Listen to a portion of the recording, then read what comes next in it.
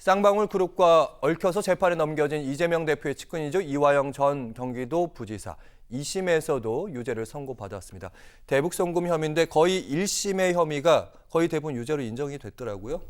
네, 이화영 전 부지사가 받은 혐의는 이제 본인이 뇌물, 정치자금을 불법으로 수사한 혐의가 있고요. 그리고 이제 경기도의 대북 사업이나 이재명 당시 경기도지사의 방북 비용을 쌍방울로부터 대납받은 혐의, 이 두 가지가 이제 핵심적인 혐의였는데요.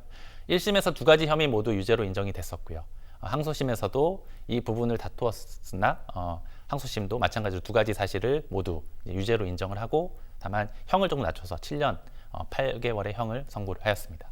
알겠습니다. 그러면 두 가지 질문을 추가로 던질 텐데 감형이 됐습니다. 1심이 이제 9년 6개월로 했고 20개월 정도 줄었습니다. 7년 8개월. 감형의 사유는 뭘까요?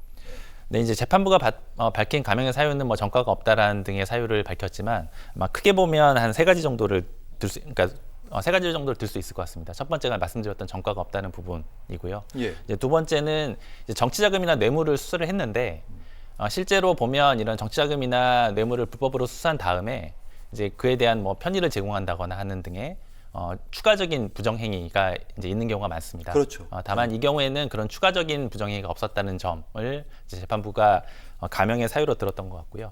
특히 이제 그 대북 송금과 관련돼서 이제 500만 달러를 보낸 것이 이제 그 스마트팜 사업과 북한에 관련된 스마트팜 지어주는 거요. 그렇습니다. 예. 근데 이제 이 사업 자체가 좀 인도적인 목적도 있었고 그리고 남북 교류 사업이라는 어떤 정책적인 목적도 있었기 때문에 그런 목적에 따른 비용이 지불된 것이기 때문에 그런 부분들을 감안해서 형을 이제 감형한다라고 재판부가 밝혔습니다. 알겠습니다. 아마 이 질문을 가장 많은 분들이 궁금해할 것 같은데 이재명 대표에 대한 재판과 연결이 돼 있습니다. 마지막 질문이 될 것 같은데 어쨌든 대북 송금 자체는 2심까지는 대법까지 확정은 안 됐지만 2심까지는 인정이 된 상태고 그렇게 되면 이재명 대표를 위해서 송금을 보낸 거다. 이런 부분이 인정된 건데 이재명 대표의 재판에는 어떻게 영향을 미치는지요?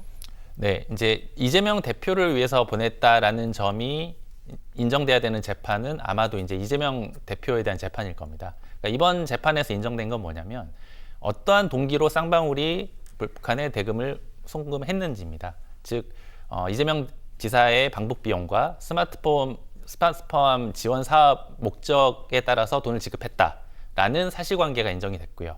그런 사실관계에 대한 배경이나 어떤 목적이 인정이 된 것이고 다만 이 과정에서 이재명 대표가 이를 보고받았는지 그리고 보고받고 이를 승인했는지 등에 대해서는 이제 심리가 이루어지지 않았기 때문에 이재명 대표 측 입장에서는 중점적으로 그 부분을 다툴 것으로 보이고요.